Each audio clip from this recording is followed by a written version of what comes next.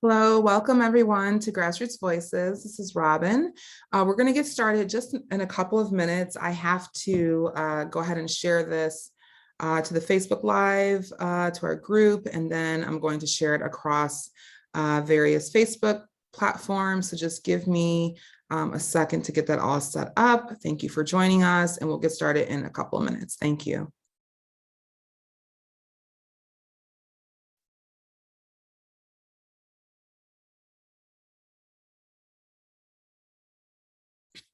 So again, if you're just joining us, we're going to get started in a couple of minutes. I have to share this onto the Facebook Live for our groups, and then I'll be sharing it across various groups after that. So it just takes a few minutes, and then we'll be getting started. It's just give me about 2 or 3 minutes, and then we'll get going. Thank you for your patience.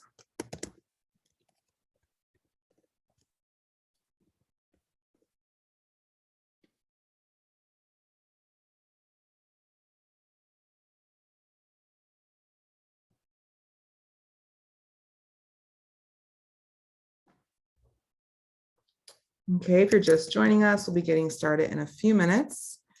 I'm just sharing the live across the various Facebook groups, and we will be getting started in one moment. Thank you for your patience.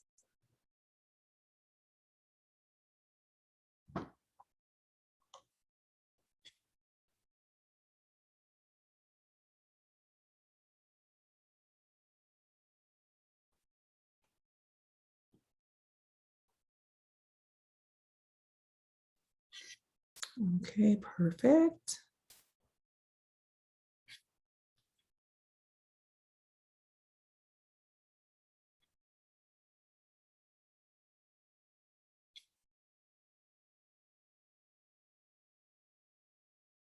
If you're just joining us, hi, welcome to Grassroots Voices with Robin and Friends. I'm Robin. We'll be getting started in one moment. I'm just sharing this to the Facebook Live to our groups, and then I'm going to share it across the various Facebook groups. So just give me about 2 minutes and we'll be getting started. I'm really excited to introduce you to our guests today. They're doing phenomenal work in the space of voter ID, and I'm so excited to share information and let you all know how to get involved. So just give me 1 or 2 minutes, and then we'll be getting started right after that. Thank you for your patience.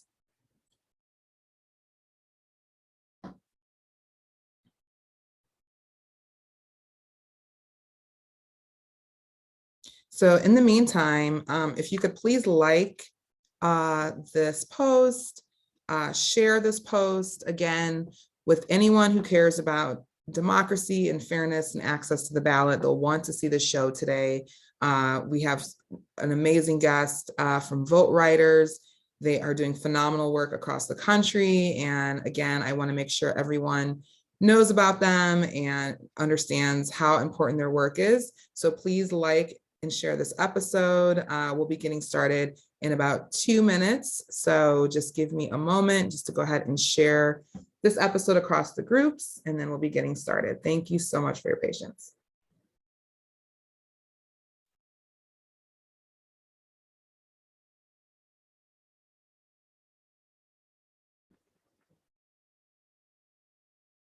So I'm sharing it across the groups so we can have more people join us.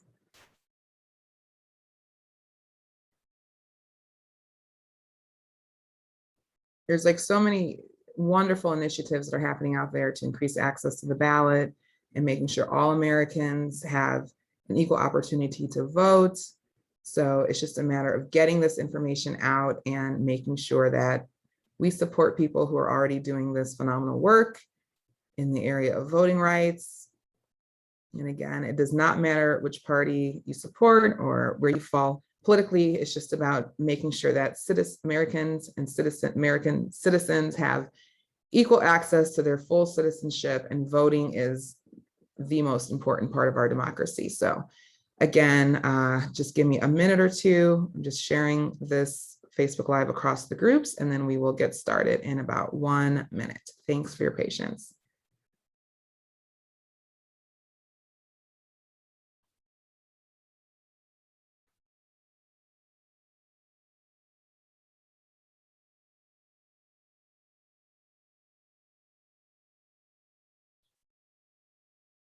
All right, so we're going to get started in about 30 seconds. Usually what I do is I start off with a couple of videos. I'm sharing on my phone, but sharing to the groups on my phone. So if you see me looking away, that's why. But usually I'll start the show with a couple of videos just about, some late breaking issues or, topics that have been discussed over the last week. And then again, that gives people a chance to hop onto the live. And then from there, I'll start the show, and then our guest will be joining us about right around the 4:15, 4:20 p.m. mark, if you want to plan to come back for that. So let me just go ahead and share it to a few more groups, and then we're going to go ahead and get started. And again, thank you for your patience. Thank you for tuning in. Please like and share this episode. Leave comments, check the comment section. We're going to be dropping all kinds of links in the comments with various calls to actions and ways to get involved. And if you have any comments or follow-up questions, put them in the comment section, and I'll do my best to get through them, whether now or into the next episode. So, all right, so I think I've shared it to a decent amount of groups. And I'll go ahead and get started with our first video in a second.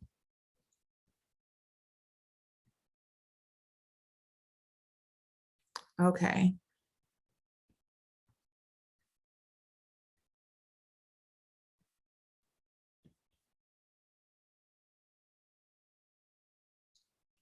So again, if you're just joining us for the first time, my name is Robin. This is Grassroots Voices with Robin and Friends, where community and politics meet.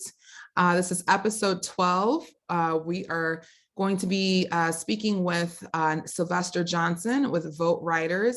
Sylvester is the National Volunteer Manager and Georgia Voter ID Coalition Coordinator, and he'll be speaking with us about the work VoteRiders are doing across the country, in Georgia and other battleground states, to make sure that people have access to the right to vote through making sure they have voter ID.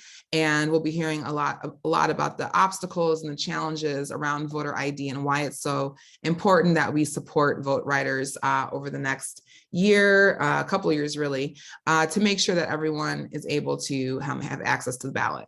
So I like to start the show with a few videos just to give people a chance to tune in live, and then also to bring people up to date about some of the late breaking issues and topics that have been covered over the last week around voting rights and other issues. So I'm going to go ahead and play a few videos. So just bear with me.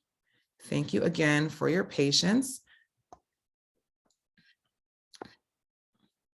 Okay, and the first video is from Lauren Grow-Wargo. She is the CEO of Fair Fight Action.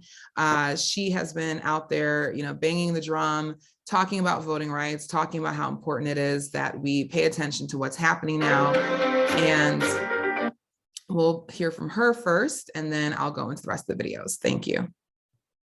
This is the fight, frankly, of our lifetime.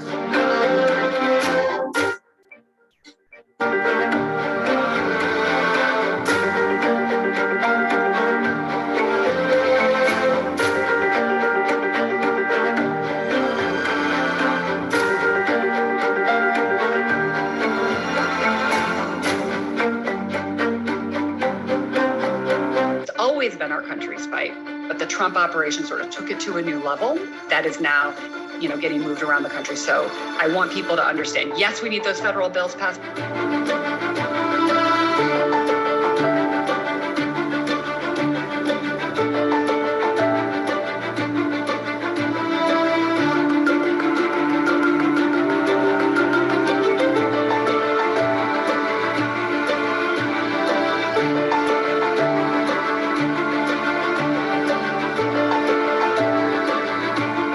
These conspiracy theorists and radical elements of the far right GOP have become mainstream, and they are using these ideas that are both fundamentally rooted in racism to organize their folks at the grassroots level.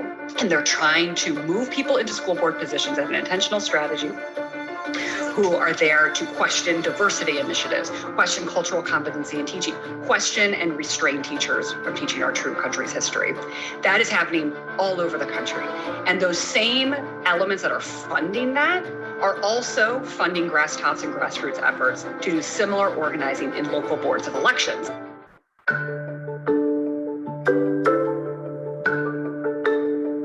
I want people to think about these bills as tools. They don't solve racism. They don't solve voter suppression. They give tools to voters, elections officials, advocates, and lawyers to defend and protect the right to vote.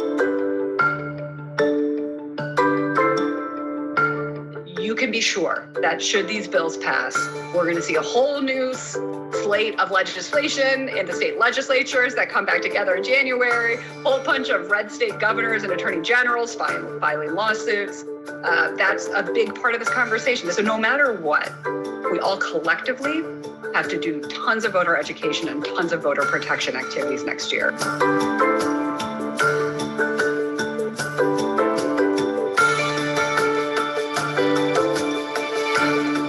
The Senate Judiciary Committee introduced the updated Senate version of the John Lewis Voting Rights Advancement Act that passed through the House just this August. And so August to early October, that's how fast it moved through the Senate. No one thought we could win Georgia. We knew we could. And look, we have a senator in his 30s who's a Jewish man. We have a black pastor from the South, and they are out there every day. They give me hope, to be honest. Things can happen. For the good of all of us, and I'm very hopeful that we will be able to find a way next year.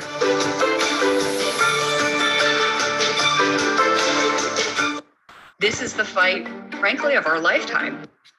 Love Lauren. She is incredible. Okay, so let's hear a little bit real quick. I'm going to play a quick video from CNN. Latasha Brown from Black Voters Matter was on there about a week or so ago talking about the need for the Democrats to step up calls for federal voting laws after Georgia restrictions. Okay, joining us now with what happens next is Latasha Brown. She's the co-founder of Black Voters Matter. Also with us, Ari Berman, who covers voting rights as a senior reporter for Mother Jones. Great to have both of you here. Ari, your new piece for Mother Jones is called "After Trump Tried and Failed, Georgia Republicans Passed a Bill to Make It Easier to Overturn Elections." What part of what's happening in Georgia will make it easier to overturn elections? Well, this is really the most chilling and consequential part of the bill, Allison, because what it does is it allows the GOP-controlled legislature to appoint a majority of the state election board, which is in charge of certifying elections and overseeing voting rules in the state. Then the state election board is empowered to take over county election boards. So you can have a situation where the state election board, for example, could take over election operations in Atlanta's Fulton County, the largest and one of the most democratic parts of the state. And so remember, Donald Trump tried to get Georgia Republicans to throw out votes. This makes it a lot easier for them to do because they will be empowered to control these crucial election offices, meaning they could challenge election results if there's close elections, and they could even decline to certify election results in close outcomes, which is exactly what Trump wanted them to do in 2020, and they could not do. Right. I mean, those were the very guardrails. Those were the safeguards, but you've just outlined, all right, that kept the results in Georgia from being overturned. Latasha, what part of this new law do you find most troubling?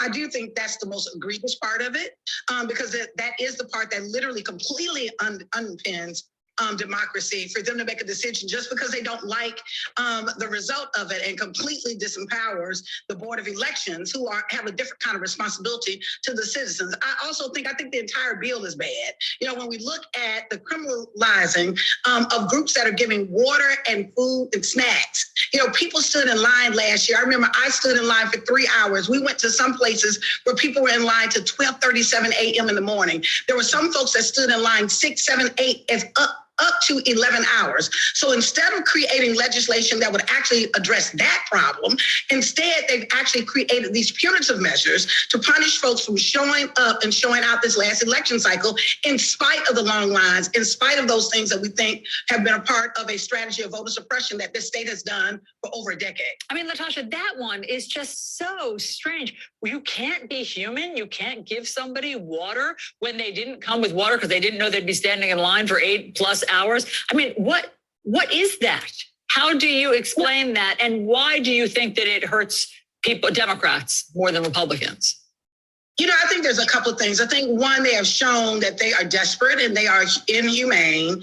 They don't have a moral center. They have been consistent with their actions. So while as shocking as the water is, it is not shocking in terms of how they've treated people. There were seniors that were standing in line. Can you imagine being a senior citizen? There were seniors that were standing in line who had walkers for 3, 4, 5, 6, 7 hours. Like literally to be able to, who would have stood.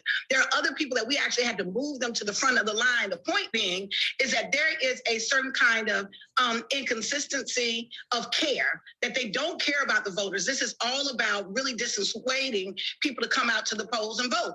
And particularly when you're looking at folks who have don't have the same amount of resources. When you look at the wait time, which has been documented on many of the Black polling sites opposed to the white polling sites, there's a longer wait time. You know, even if you look, Target Smart did a poll just recently that showed 77% of the people of Georgia citizens don't even agree with all that's in the bill. So this is something that a small group, a rogue group of elected officials, of Republicans who want to grab power and are anti-democratic, this is what they did, but all predicated on a big lie.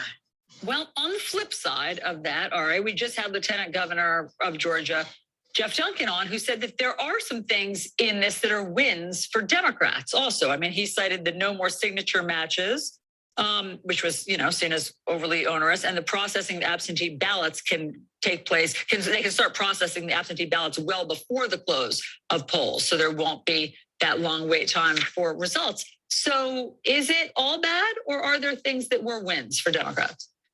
Well, the thing is, Allison, if Georgia Republicans had wanted to make it easier to vote, they could have just done that, right? If they wanted to speed the processing of absentee ballots or expand early voting, they could have just passed that in legislation. They didn't then have to make it a crime to give food and water to people in line, or restrict mail ballot drop boxes, or add new voter ID requirements, or take over the state election board or the county election board. So, I mean, it's like this was a 2-page bill that became a nearly 100-page bill, and maybe a few pages have things that make it easier to vote, but 90 pages of the 98 pages make it harder to vote. And the question is, why did they do it? You had Republicans in Georgia who defended the integrity of the election. It was the Republican Secretary of State of Georgia who defended the integrity of the election. What did they do? They passed the so-called Election Integrity Act that undercut the integrity of the election and that stripped power from the very Republican Secretary of State who stood up to Donald Trump. So they are doing exactly what Donald Trump wanted.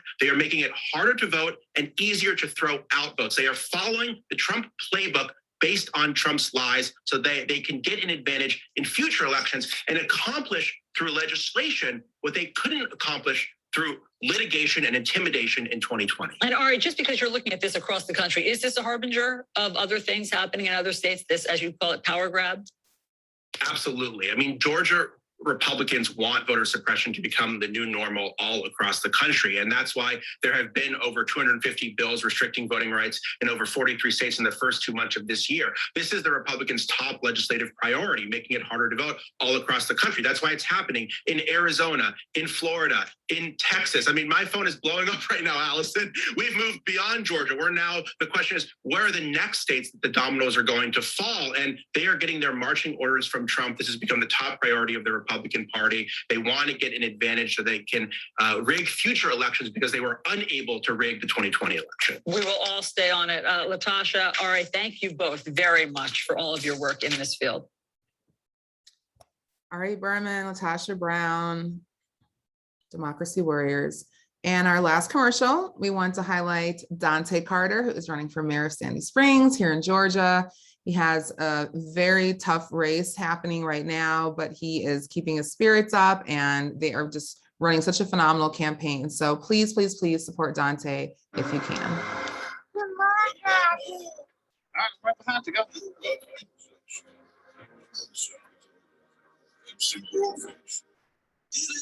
Canvassing. Oh yeah. Oh yeah. Oh yeah. Oh yeah. Oh yeah, yeah, yeah. Oh yeah, yeah, yeah. Oh snap. Oh, step.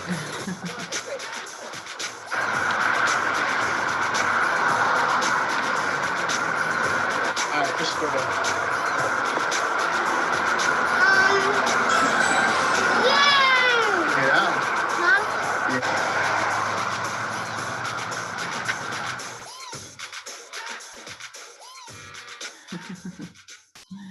So we'll talk more about Dante toward the end of this episode. He was our guest on, I think it was episode 3 of Grassroots Voices.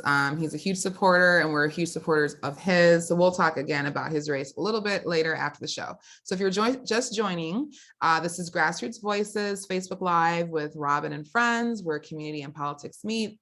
I'm Robin. I started this Facebook Live show to elevate the voices of friends and associates of mine in the political and social justice space who are doing phenomenal work out there for social change. And I just wanted to highlight them, let people know how to get involved in the existing work that they're already doing, and to provide a space and platform for people to build coalition and to organize. So if you haven't already, please join our Facebook group, Team Stacey Abrams Grassroots. We stream the show out of the Team Stacey Abrams Grassroots group. And I started this about a year or so ago. We're up to about 23,000 members and counting. So please join our group, invite people to the group. We really focus on voting rights and other social justice issues, and hopefully, you know, preparing for if Leader Abrams decides to run for governor again, we will be there to support her, as well as Senator Warnock and Representative McBath and Carolyn Bordeaux.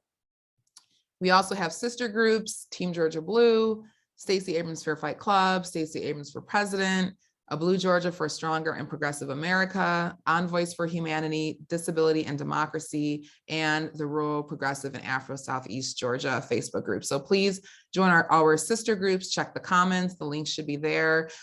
We don't post all of the same information. We post different info. So connect with our sister groups as well as the Team Stacey Abrams Grassroots group. And if you want to support the show, please like and share this episode, tag a friend in the comments, join our groups, and keep fighting for voting rights. And if you like, you can always make a grassroots contribution. And again, I'll highlight that later in this episode. But I want to just go ahead and keep it moving so we can get to our guest who's been waiting so patiently. So in this episode, we are going to speak with Sylvester Johnson. He's the National Volunteer Manager and the Georgia Voter ID Coalition Coordinator for VoteRiders. And we're going to learn about, during this episode, voter ID barriers to the ballot, the unequal impact of voter ID laws, what VoteRiders, what they're doing across the country, and how to get involved with VoteRiders. So my guest today is Sylvester Johnson III. He is the National Volunteer Manager and Georgia Voter ID Coalition Coordinator. Sylvester was born and raised in Noonan, Georgia. His civic engagement began in high school when he worked with organizations such as the Special Olympics of Georgia. While attending Howard University, so fellow HBCU grad, Sylvester spent 2 years working in underserved communities as a team leader for Jumpstart AmeriCorps. He expanded his community service efforts to the national scale by participating and leading alternative spring break projects in Chicago and New Orleans. After graduating, Sylvester returned to his home state and served as the political director for Carolyn Bordeaux's campaign for Congress in Georgia's 7th Congressional District in 2018, and now as the National Volunteer Manager of VoteRiders. Sylvester is excited to apply his passion for civic engagement by helping further VoteRiders' mission to ensure that all citizens are able to exercise their right to vote. When he's not working, Sylvester enjoys cheering on the Philadelphia Eagles, thrifting, and playing with his dog, Mr. Boykins. So again, I'm honored to have Sylvester join us. I'm going to go ahead and bring him in from the waiting room, and we will have our conversation with him today.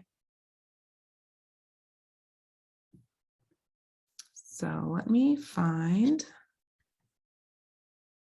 okay, here we go.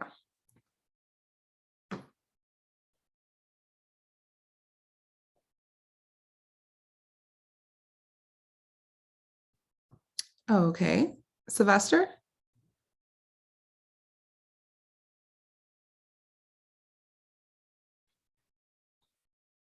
Sylvester, are you there?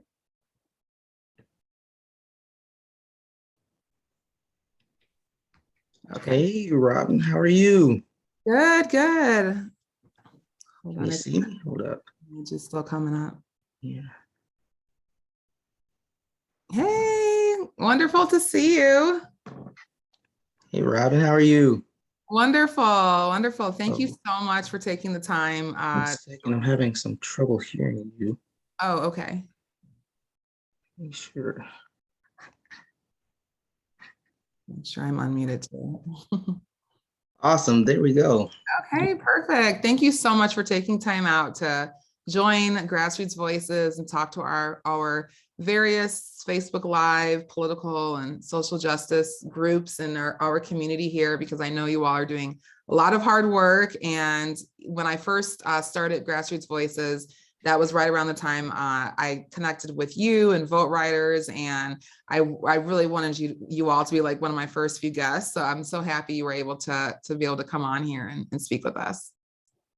Well, thank you. And thank you for thinking of us. So glad to be here today, talk to other folks that follow you who are engaged in the grassroots, because that's what it's all about, making sure that people in your community are able to vote, you're able to vote, and helping your fellow citizens. So I love that and love being able to be a part of this.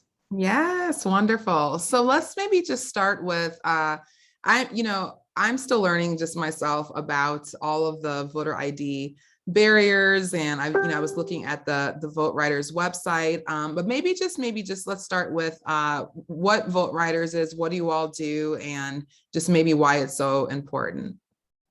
Awesome, of course. So here at VoteRiders, we are a nonpartisan, nonprofit 501c3. And as Robin mentioned, we are focused on voter ID. So that means assisting people get voter ID and educating folks around the voter ID laws here in Georgia. Specifically, we are a strict voter ID state. And then states across the country, voter ID laws are changing constantly. So we are that authority on what those voter ID laws are currently, if they change, and how they impact you. And so we look to provide that assistance, whether that's helping someone actually secure that ID, which in each state, that most common form of ID is either that state's driver's license or the state ID, or even if it means helping them get to what we call the DDS here in Georgia, the DMV in some places, other places, or helping them get supporting documents, whether that's a birth certificate or a social security card. We meet people where they're at and try to guide them through that process so they can get to the finish line, have that ID they need, and they're prepared to vote. And of course, here at VoteRiders, we provide all those services free of charge. We never want a financial issue to be a burden for you, why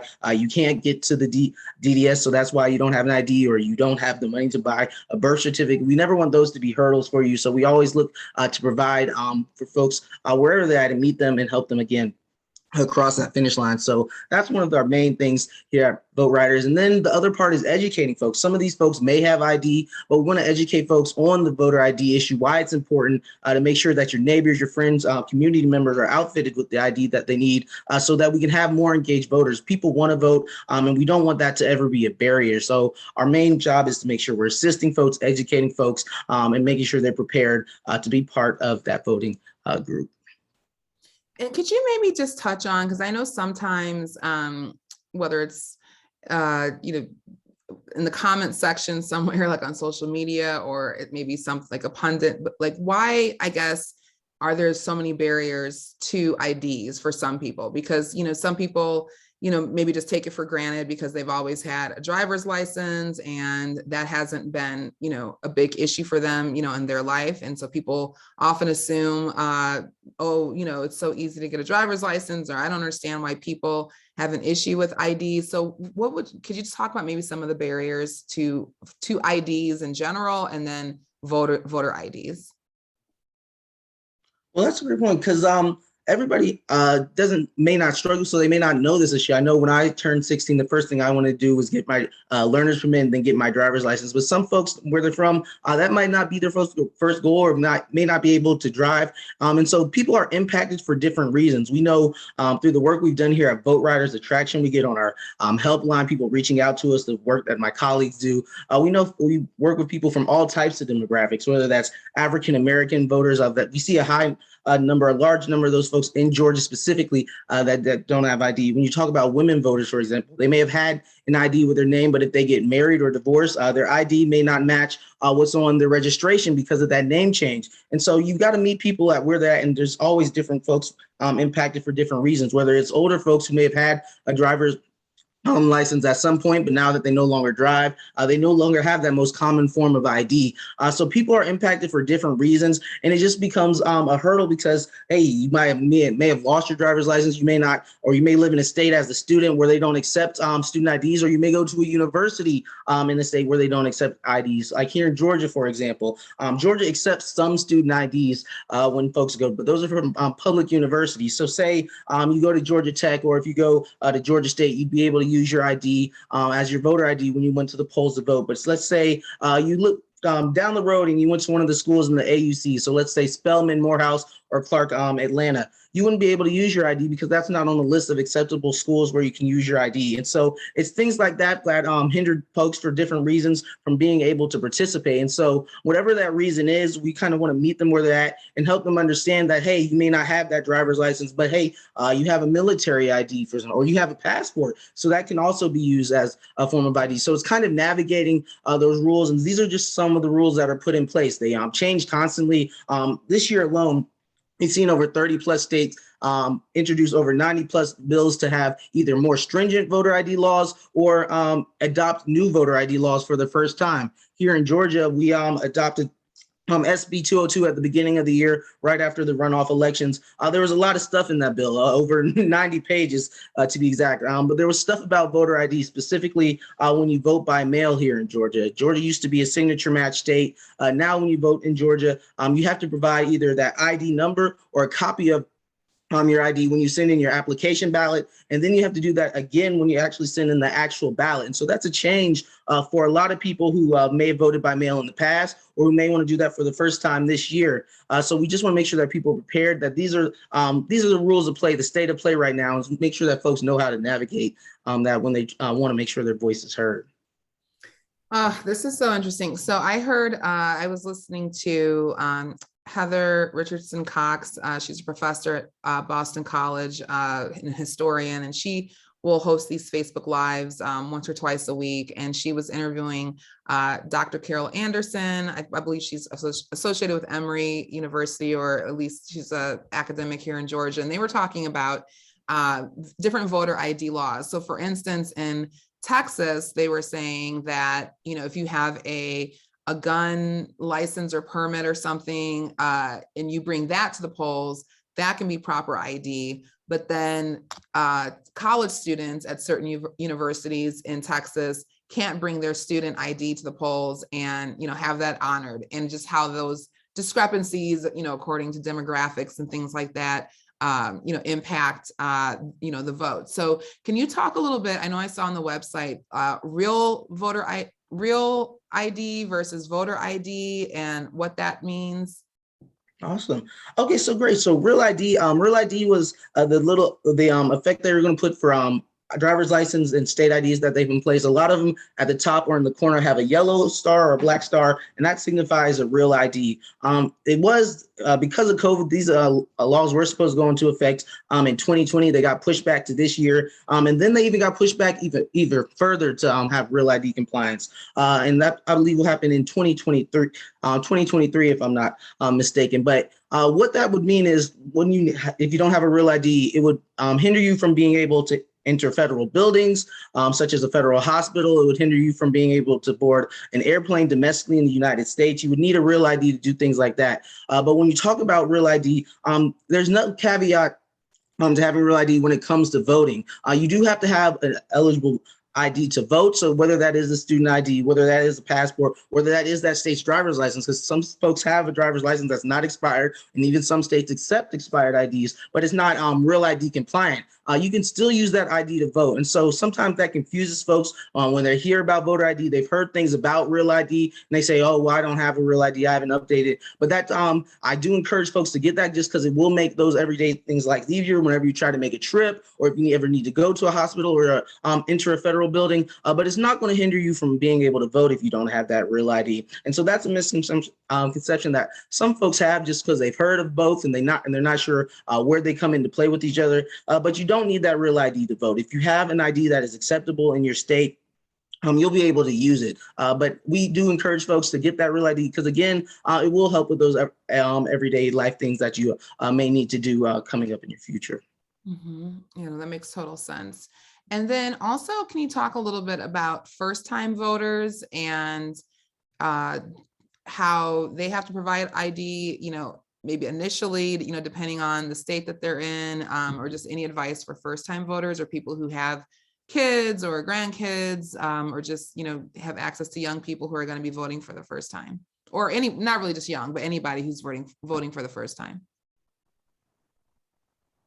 Well, if you're going to be a first-time voter this year, or you plan to be, that's great. And I'm glad that you're stepping up and making sure your voice is heard. Whether you live in Georgia, which is a voter ID state, or any state across the United States, if you are voting for the first time in a federal election, you do have to present some type of form of ID, whether that's in California, which is not a voter ID state, or if that's here in Georgia. Well, you'll have to do that every time you want to go to the ballot box and want to make sure your voice is heard. But in states that are not voter ID states like California, after you show that ID in that election for the first time, you shouldn't be asked to show that ID again.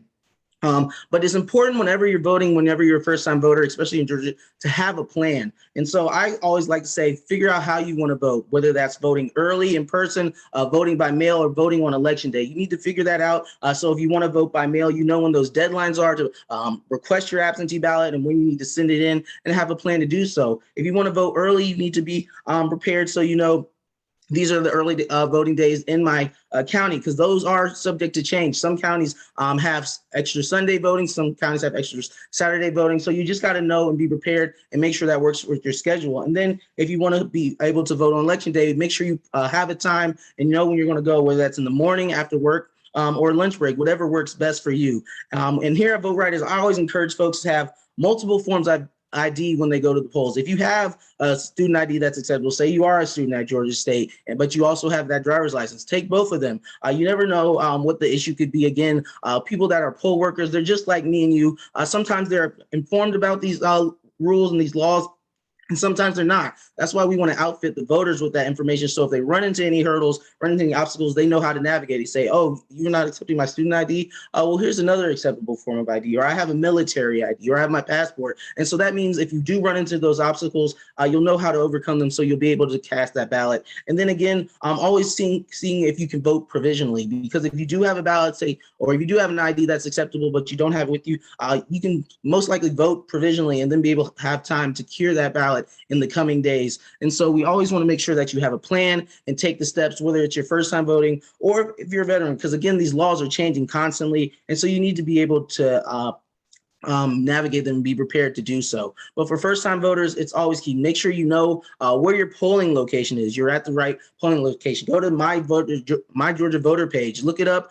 Look up your information. Make sure you know where you're going. Make sure you know where you're registered, because you may have moved in the past year and you didn't update your registration. So you may still be registered in your previous county. Or if you did move, you can go up there and update that so you're prepared. So just making sure you have that plan, know where you need to go to vote, have the materials you need to vote, and then you're informed about what you're voting about. That's very key to making sure that you're able to cast that ballot successfully. Absolutely, because I know definitely having a voter plan, that's something I've, tried to, especially because I'm not from Georgia originally, but then since living in Georgia, the barriers and the challenges to vote and make sure your vote's counted it's something I had never experienced before. So I'm just more aware of that now. And then, trying to encourage others, to have a voting plan, because it can sneak up on you. And then if you don't know where your polling location is and you can't, properly plan and things like that, you can find yourself into a situation where, you feel like you're not able to go, or you can only go on election day, and depending on your schedule, that may or may not work out. So definitely, penciling it in and making a plan for it is of the utmost importance. I know you've said it a few times, but can you just maybe just list some acceptable voter ID, that you could bring, and then maybe some non-photo voter ID that could still, with something else that could prove your identification? Awesome. So that's a great question. And here at VoteRiders, we have these info cards. We have them here for Georgia specifically. I'm holding one right now. And on the front, it has our contact information, our website, our helpline that you can reach out to 24 hours a day, call or text it. And we're here to answer your questions. But on the back, it has all those acceptable forms of ID that you can bring with you to the polls on election day or use when you plan to vote. And so, of course, I mentioned the most common form in Georgia is that state's driver's license or the state ID. But you can also, here in Georgia, you can use any other ID from a United States, from a different state if you have that, and it is current. So you can also use that as long as it proves your identity. You don't need it. The address on it's not there to match. It's just there to prove who you actually are, and the person trying to cast that ballot is who they say they are. Free Georgia voter ID card. You may have heard that, but there's a lot of ways you can get that. Well, there's not a lot of ways, but that is something that Georgia does offer to Georgia voters. If you are registered, you can go to your local DDS, prove your registration, prove your name. If you have any other things that prove your address, prove who you are, you take that with you and say, I want one of those free cards, and they will make that out for you. They'll either give you a piece of paper and then ship you the physical copy in the mail, or they'll print it out for you there. And so that's something that the state of Georgia offers that I always encourage folks to take advantage of if they need that, if they need another form of ID, or if they just want to have another form of ID to be secure. Again, you can use your U.S. passport. That's great to use as well. If you're in the military, you can use your military ID. Employee IDs, if you work for the government, the U.S. government or a Georgia entity, you can use that ID as well. If you have a tribal ID, you can use that. But again, all those things that I mentioned, they need to be current when you plan to use those forms of ID. The only one that does not need to be current is that driver's license. You can use an expired driver's license here in Georgia. And then lastly, that student ID. I encourage folks, if they're not sure if their student ID is accepted, to go to the Secretary of State's website, go to our website, click on Georgia. We have a link to it that has all the list of acceptable schools, but they accept those from those public universities. I mentioned examples like Georgia State, Georgia Tech, University of Georgia was where you could use that ID. But if you went to a private institution like those Morehouses, like Spelman, like Clark Atlanta, you wouldn't be able to use that student ID. That's a caveat that folks, that the younger folks that plan to vote need to be aware of. See if their school is on that list of acceptable student IDs, and not be prepared to have one of these other forms of ID as well with you when you go to vote. Oh, that's good to know. Yeah, that's education is key. And the thing is, I feel like a lot of people, again, especially if people have just only lived in one state most of their life or done things the same way, they don't realize how things are different in different states across the country. So it's, we're voting in these federal elections, and, they have results that, affect the entirety of the country. And oftentimes people think we're all, voting and approaching everything from the same level playing field, but that's not true. And when you go to VoteRiders, you all have a map where you could click on the state, and then it'll tell you that state's voter ID laws. And so some states don't require you, like you said, maybe after the first time you've voted and you've proved yourself, they don't require you to then continue to show a photo ID or ID every time that you go to vote. But then in some states, it requires more, stringent ID rules, and it's not on an equal playing field. So what do you all say about that?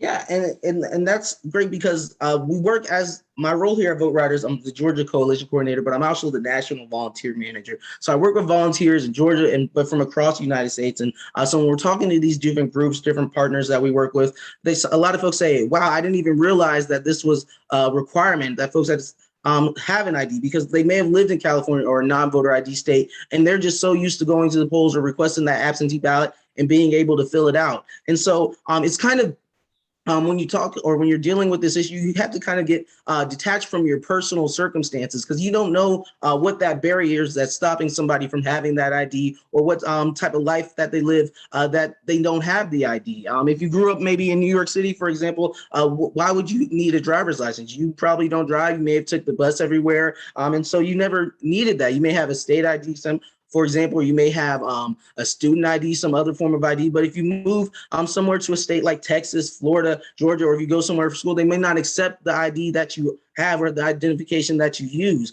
And so you kind of just have to meet folks where they're at, and may not be able to understand just because you're like, this issue hasn't affected me, but it affects so many other people. We say across Across the board, over 25 million plus voting age adults don't have a current government issued photo ID. When you think of 25 million folks, that's a lot of people. So it's impacting people that probably maybe work with, people that you see in your neighborhoods, people that you engage with every day. And so the reasons why they may not have that ID may be unique, but you can still help educate them, still help them navigate that process to get that ID that they need. Because as you mentioned, it looks different in every state. There's states, when you talk about the interactive map, we have states that we list as strict voter ID states, states that we list as voter ID states, and states that are non-voter ID states. And these states all accept different forms of ID, and it varies from state to state. And so just knowing what that state of play is in Georgia, in Florida, in another voter ID state, that helps somebody navigate it and helps them maybe navigate the process of securing one of those IDs. And so you got to kind of think of, say, I might have never been affected by this, never been impacted, but somebody else has. And so that's why we do a lot of outreach. We do targeted outreach to folks because we want them to be able to know that we are that resource that they can reach out to, resource that they can go to, visit our website, call our helpline, reach out to us by email and say, hey, I live in Georgia, or I just moved from California to Georgia or to Texas or to South Carolina, and now I need help getting the ID. I don't know how to navigate this process. We'll help them navigate that process, because you may become impacted at one time. Say election comes and you lose your wallet, and so you had a form of ID. You've always had your driver's license, but now you don't. You're out of an ID. So we want to say, hey, don't worry. Do you have one of these other forms? Do you have that passport? Are you a student at a public university in Georgia? We want to help people navigate, because you don't know if this could impact you, or it could impact somebody close to you that you may not be aware of, because people from all different backgrounds struggle with the voter ID issue. Yes, and then and regardless of who you're voting for, what party or this and that, a lot of these elections are, especially in the federal level, they're close, they're so close, and it's each election, it seems like it gets tighter and tighter, the margin. So yes, if there's people who want to vote and, want to exercise their right to vote, but then have that barrier to voter ID, that can absolutely impact and swing a race, and have a whole different outcome. So let's talk a little bit about what VoteRiders does as far as the work that you want volunteers to do. Can you maybe just walk us through that? Of course. And so we have a bunch of different ways that volunteers can get engaged, whether you're in a voter ID state or you're in a different state that you want to have an impact on. We do things like our targeted voter outreach, whether that's hosting a phone bank, a text bank, or our favorite letter writing parties. We're reaching out to voters we know are likely impacted by voter ID, who one of our partners said have a question about voter ID, or that we know need assistance. And so when we're sending these letters, making these calls, sending those texts, those are going directly to people that need assistance, and that gives them the information they need to be able to reach back out to VoteRiders and ask for that assistance and start that process. Currently, we've been doing a campaign that we started in August. The Secretary of State Georgia published a list of over 155. Currently, it has over 155,000 voters on it. And these are already registered voters, but they don't have an ID attached with their voter file with election officials. And so when you say that these folks already took the step to get registered, they want to make their voice heard, we've been reaching out to them to make sure that they're prepared, they're aware of their status, that they don't have that ID on file. So if they need help getting the ID, they can reach out to us, or they can update it on their My Georgia Voter page. And that's key, because we talked about those close margins. In 2020, the margin for the presidential election in Georgia was around 12,000 votes. And so when you hear 12,000, and then you hear about 155,000 folks that may be impacted and may not be able to vote, you see that's a big difference. And you want to make sure as many of those people are able to cast that ballot if they like. And so people across the board can step up in that way. Volunteer with us, of course, go to VoteRiders.org, get on our volunteer page, sign up, and we do those events. We've been doing them weekly. We're going to continue them after these municipal elections coming up, and we're going to continue them as we look forward to 2022, because the voter ID process looks different for a lot of folks. It's different from voter registration. It takes people, sometimes it's just answering that question, and then they say, oh, I do have that ID I need. Or we have to start from the beginning and secure them that birth certificate and then that social security, and then finally get that ID. So the process looks different, and we're always going to be working for that. So there's really no off your source. So there's always a way that you can get involved. Another great way that you can get involved, if you're from a state like Georgia, where I'm the coalition coordinator, we have coalition coordinators in other states like Texas and Florida, you can get involved on the ground. We host voter ID clinics where we set up in communities. We work with our community partners, and we workshop. We ask people to come in. We advertise it across the board. We tell our partners, say, hey, we're going to be here answering questions, helping people get voter ID. And that's what we do. We come in, they say, hey, I need help getting a social security card, or hey, I need help getting that ID, or I need a ride to the DDS. We organize that for them. We either help them, we follow up. We start that process to make sure that they're on the way to getting that ID. So if folks live in a state like Georgia, please sign up. We're looking to do that. We're building out. We do those, hold those in Atlanta. We've held some in the Columbus area, but we want to make sure that we're impacting Georgians across the board. So if you're in Georgia, if you're in Savannah, if you're in Athens, any part of Georgia, you can be part of helping us make sure that we host these voter ID clinics, that we're in your community, helping people that need that assistance, whether it's teaming up with folks at a food bank, a homeless shelter, a barbershop, a church. These are all great places where you get different people, but all these people need help or want to engage and want to be part of the process. So whether you're volunteering virtually, we have a lot of that. That's when we do the letter writing. That's when we do the text banking. That's when we do the phone banking. Or if you're on the ground, I'm helping those folks specifically get the ID, whether that's through our voter ID clinic. We also help folks. You can also do that over the phone as well and do that virtually. So there's tons of ways to engage with VoteRiders to make sure that you're helping your fellow citizen, community members, and making sure that they're prepared to make sure their voice is heard. So always just go to voteriders.org, click on that volunteer page, sign up. You'll be able to see some of the current things that we have coming up, whether that is a letter writing party, whether that is a phone bank. And then once you sign up, you're going to get those updates saying, hey, we're about to host a voter ID clinic, or we're training volunteers to learn how to help folks during the voter ID clinic. Let those volunteers know what that process looks like, what it looks like to help somebody order a birth certificate or order a social security card or organize that ride to the DDS, because those are all crucial parts of making sure someone has that ID that they need. Such outstanding work. And how do people tend to respond to the help and support that you all are offering them?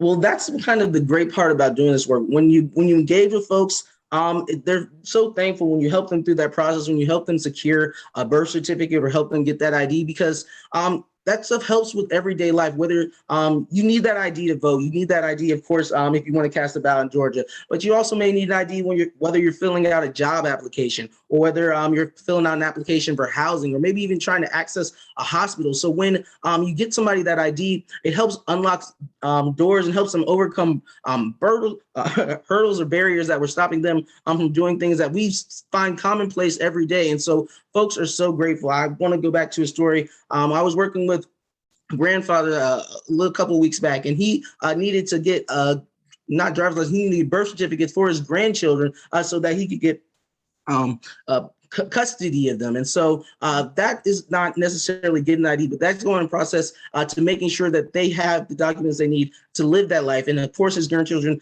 some of them weren't of age yet, but some of them were just about to turn voting age. So making sure that they have that so that they can request that ID and have the supporting documents they need to get that ID is essential as well. And so folks are really grateful because it just helps relieve some of the stress and some of the hardships that they were dealing with, whether that has to do exactly with voting. When you help someone get that ID, it just makes a lot of other things easier. So we always see people are so welcome when people volunteer. They feel the impact because they get to write these handwritten letters, they get to talk to voters, and they answer these questions, and they make it a little bit easier because sometimes folks have what they need, or they may have what, or may need to know the steps they can take, but they're a little confused or they're a little hesitant. So when they get that letter in the mail or they get a text that says, hey, these are acceptable forms of ID, it builds that confidence and it helps make sure that they're prepared. And when the volunteers see that, whether that's in person or they're seeing it through a text message, they feel accomplished and they feel like they've actually helped someone do something today. And so I love when volunteers reach out and say, this was great experience. I engaged with this voter through text message and I answered their question. And then I see it personally when we're sending these letters, we get an uptick in calls to our helpline. We get an uptick in people reaching out to our chatbot. So they're like, hey, I got this letter in the mail. And so that is a great way. And so these letters are going directly to people who need that impact, and it's being felt in Georgia, across board, and wherever we're engaging.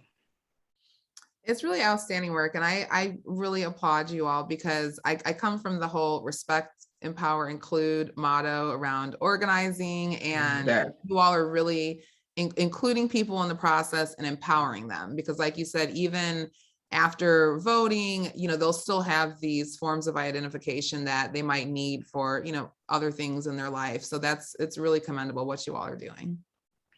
Thank you so much. And that's just what is so important, because some folks may think it's an off year, but this is when you want folks to engage. There's so many local elections happening. And these are the things that matter. I know everybody looks at Atlanta. There's going to be a new mayor. Keisha Lance Bottoms is running. There's 14 candidates, but I believe there's like over 500 municipal elections happening across the state. I live outside of Atlanta, Noonan, and one of the major things that's going to be up for a vote is, should we increase the sales tax? And so making sure that people are prepared to vote this year in midterms and in general elections is key, because these elections that are happening this year, they impact your daily life, things that you'll see either in your community, whether that's roads, the people that are representing you on a very local level. And so you want to make sure that people are able to have that voice and be part of that process. And so just making sure we're outfitting voters with that information, outfitting volunteers so that they can spread this information, have this wealth of knowledge and share it with folks, because you never know when this may be useful to you in conversation, when you may come across somebody who needs this help. That's why we encourage folks to follow us on social media at VoteRiders across the platforms. One of the things we're posting, hey, share this, because you never know who in your network, who follows you, or who's your friend on Facebook who needs that help. Because when you're talking about the voter ID issue, it always impacts an array of different people. And so that's why we love when people step up. We love having these conversations like we're having right now, because you never know who's listening and who's going to be touched by this. That is so true. You really don't know. That's why you just can't assume. So maybe I did want to ask one of my last questions before we get to any more calls to action. Is, so you're an HBCU grad and you went to Howard University. So what made you get involved in HU. VoteRiders? Yeah, HU. Yeah. So what made you get involved in VoteRiders? Well, I always loved politics. A very active campus at Howard. When I went there, I majored in English and political science. So I always had an inkling that I wanted to be in this field. I worked in a campaign up in Georgia's 7th Congressional District around 2018. And after I had that taste, I knew this was something that I wanted to continue to do. And so after I finished that, I looked for more opportunities in this field. And then I came on with VoteRiders. And I just love the mission of being able to make sure people's voices are heard and just the work that we're doing. And you did so much stuff, just making sure that people know what they need to vote. And I was helping folks and helping them secure the IDs. And when you see that the impact that it's having, you're like, wow, I want to find ways to continue to do this, continue to amplify this work. And so that is why I loved working with VoteRiders. You work with people from all across the board. But the one thing that's common is when they reach out to you, they're like, I'm trying to vote. I'm trying to make sure my voice heard, but I'm having difficulties. I'm stuck right here. I don't have the documents. I don't know what documents I need. And then having that knowledge, some folks call me a voter ID expert sometimes. I just know where to look. I know the resources because I've worked at VoteRiders so long. So I see that and we have those and I know how to access them. And it's just giving that knowledge to other people and making sure that they're prepared to vote because however someone decides to cast a vote, that's up to them. But if they're not able to, that's unfortunate because so many people want to make sure their voice is heard. So many people stepped up in Georgia in 2020 across the board. People are going to continue to step up this year and next year. And so when people want to have that access to the polls, we want to make sure that they're able to do that. And so that is what I love about VoteRiders. We're helping people and helping them wherever they're at and trying to get them across the finish line. And so I love the work I've done here at VoteRiders. I love being able to engage with people in the state of Georgia, across the United States, who have that passion as well, making sure that their neighbors are able to have their voice heard. And so that is kind of why I love the work we do here at VoteRiders. Thank you. So I hope everyone will consider supporting VoteRiders because, again, like Sylvester said, these are people who are already registered and interested, have some interest in voting, but they just might need a little help and support along the way to get the proper identification. So it's not like you're trying to convince anybody to register or anything like that. I mean, sometimes, there's a time and a place for that too, but these are people who want to be engaged in the process on some level, and they just need that extra support. So again, check the comments sections. We will continue to drop voteriders.org, their website in the comments. And again, you can be in Georgia or other parts of the country and still get involved. And at the end of the day, you can always make a grassroots donation. If you're not able to give that time and energy, financing initiatives like this go a long way, and it's incredibly important now and into the future. So any last words or any calls to action or any specific upcoming events or anything that you want to leave people with, or anything that comes to mind?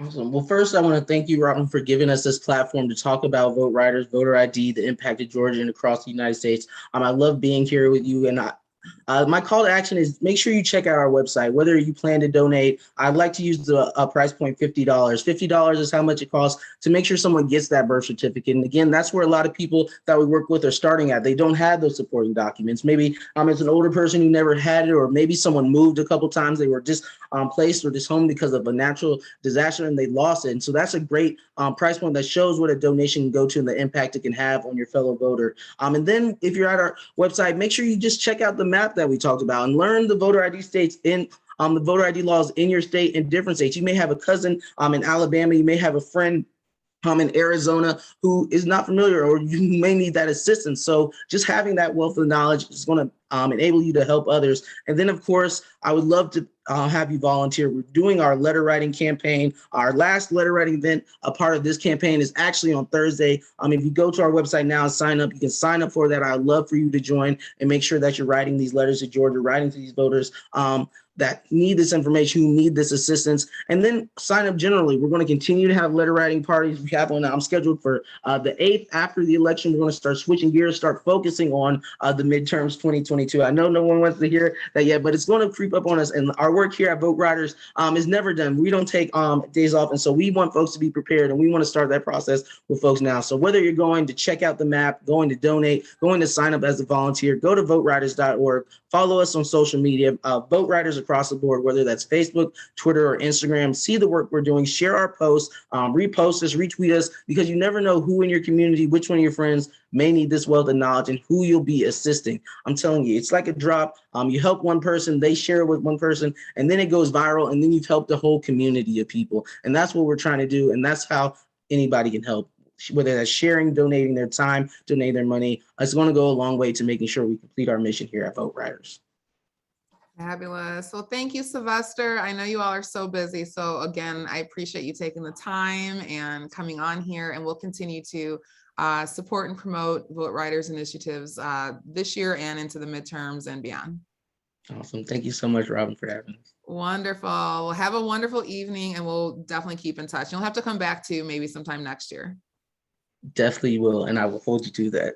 Okay. All right. Take care. Okay, bye-bye. Bye-bye.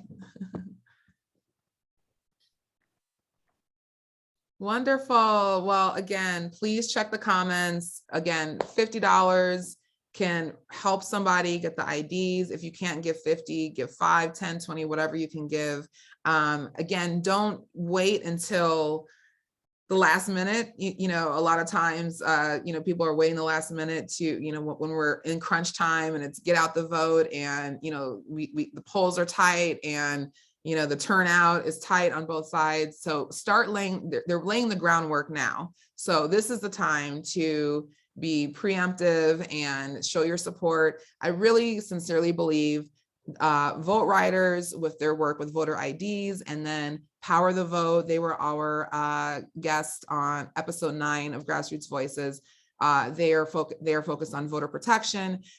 These two blocks are extremely important in the whole process, to make sure that everybody has equal protection and the right to vote, and making sure that they have ballot access.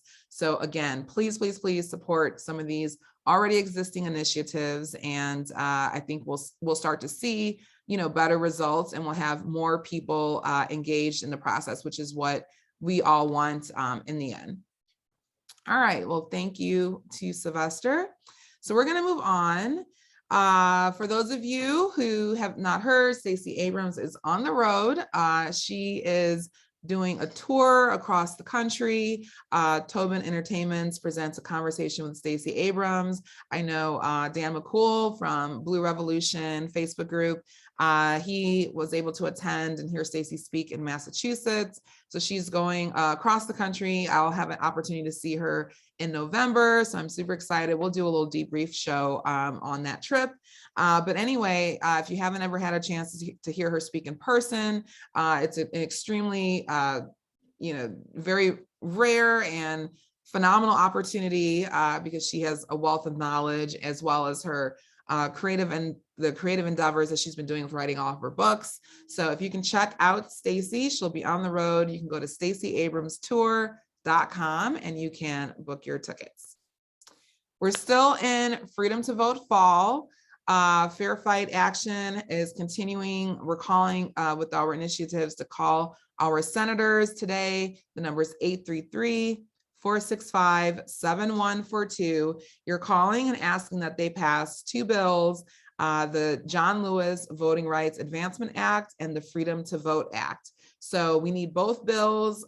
Please watch the past episodes where I've talked, in detail about the difference between these two bills, but you can always, Google as well. But you just want to call your senator, demand, because they work for us, demand that they pass these two bills. And it's the best step that we can take in protecting our democracy. So again, 833-465-7142, Freedom to Vote Fall. It's very effective. It's been very effective, the results that, from people calling, because it has kept voting rights at the forefront of the issues with the Biden administration and with our senators. So please continue to call your senator. It's okay to call each day or every other day. I used to work in a senator's office, and they absolutely keep track of the calls. It doesn't matter if they're a Republican or Democrat or blue or red state, whatever. It's important that your voice is heard on this issue. So please make sure to call and let your voice be heard. Also, we are calling President Biden and encouraging President Biden to put pressure on Congress, on the Senate, to eliminate the filibuster. So as you know, over the last couple of days, last week or so, President Biden is starting to talk about potentially either eliminating the filibuster on some issues or carving out exceptions. So he is hearing us. And it's because of all of you who've been taking the time to call when the White House comment line opens up each week. So that number is 888-724-8746. Again, call President Biden and please, tell him that you support either eliminating, carving out exceptions to the filibuster in order to get the legislation passed that we all worked so hard to get people into office to make sure that this legislation could get passed. So please don't let this man, don't let him deter you. Keep in mind that, just as much motivation that they have to block legislation, we need to have that same energy to eliminate the filibuster and to make sure that we get the legislation passed that we all voted for. So again, call President Joe and show your support. Also, we're asking people to call Governor Brian Kemp. We are asking that he expands Medicaid and puts the expansion of Medicaid on his agenda for this upcoming legislation. He doesn't even have it on the agenda. It's absolutely crazy and insane that we're in the middle of a pandemic and there's millions of people who don't have healthcare or access to healthcare. There's been 10 hospitals that have been closed in Georgia over the last 10 years. People have to drive 30 miles, 90 miles in order to get to the closest hospital. And that, even outside of coronavirus or the pandemic, even if they have other issues, it's really crazy that he won't expand Medicaid at this point. And he's turning away hundreds of millions of dollars from the federal government that could be applied to help people get healthcare and get fair access to healthcare. So we have to start putting the pressure, or keep putting the pressure on Brian Kemp. So that number is 404-656-1776 if you're in Georgia. And we're going to continue to talk more about this. If you want to check Stacey Abrams or Fair Fight's Twitter account, they've just launched a whole new rollout of ads and calls to action around expanding Medicaid. So very important issue. Okay, so next week I will be doing a mid-season recap. That'll be episode 13, a mid-season recap of Grassroots Voices.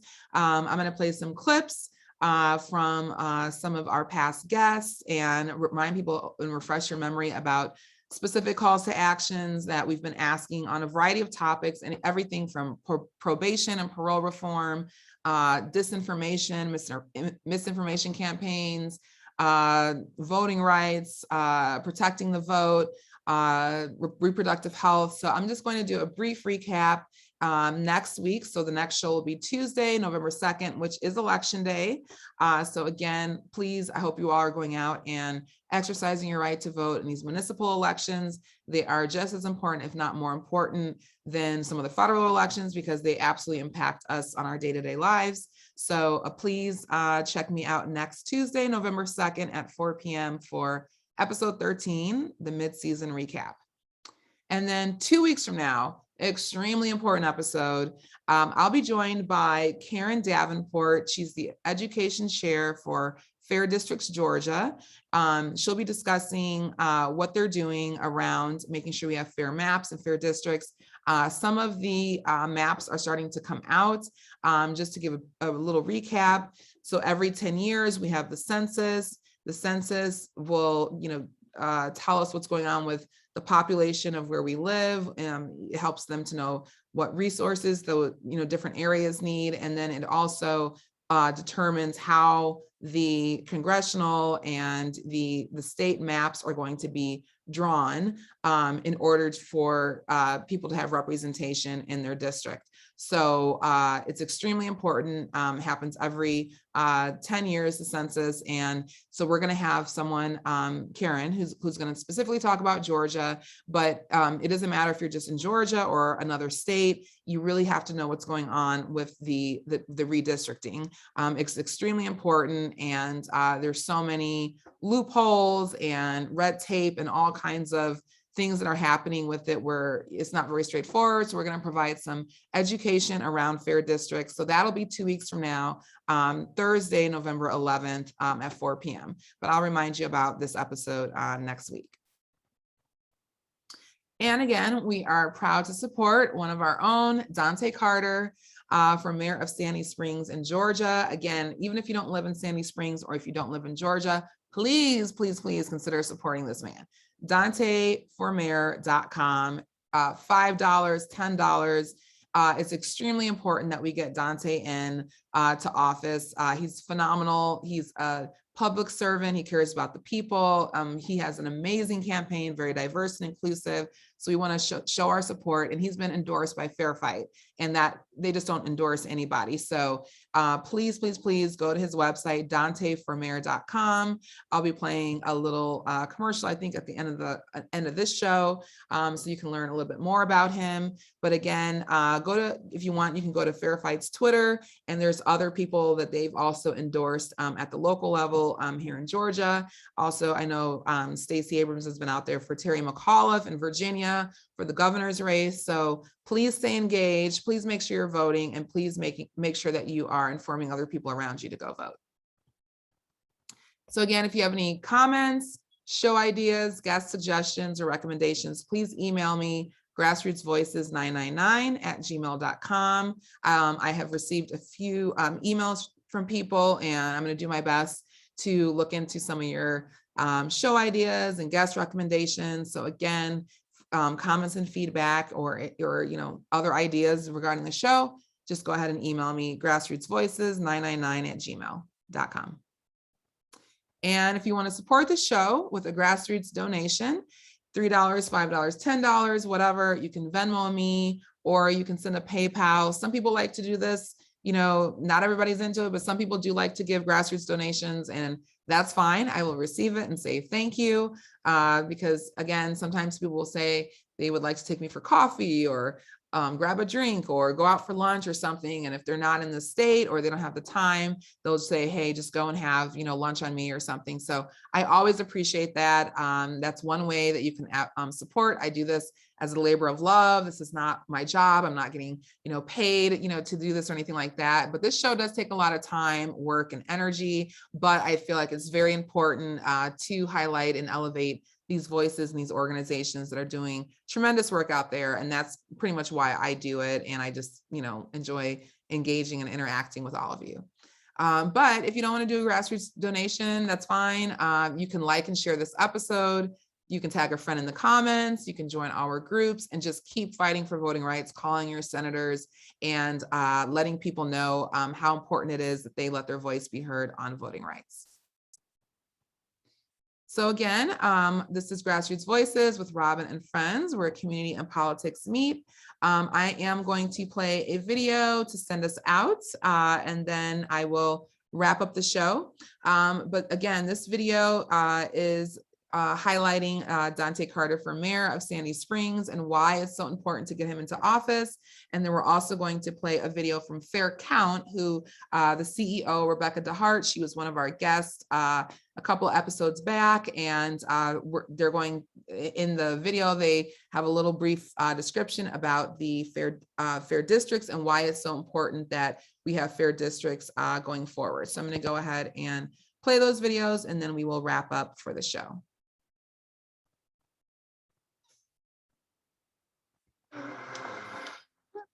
Sorry, wrong video. Okay, here we go. Just want to just really take some time to just shout out Dante. First of all, many people probably don't know how tirelessly he works, A, for his community, B, for his craft, and C, for his family. He's a man of faith, a man of great integrity. I've known him for several years, and I'm always so in awe by him because he's self-motivated.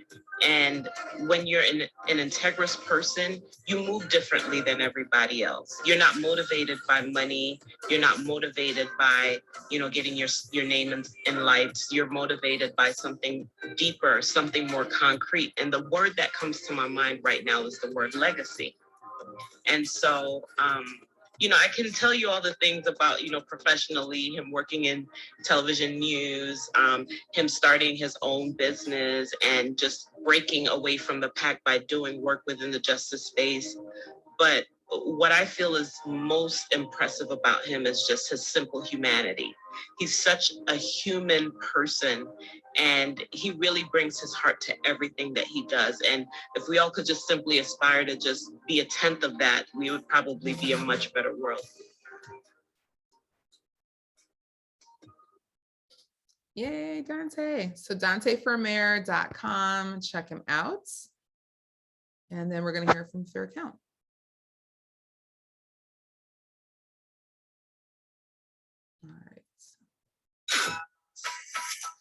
All right, class, it's redistricting day.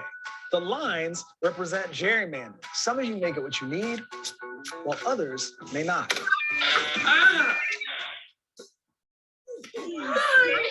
It's literally like take a chair. With fair districts, everyone gets what they need.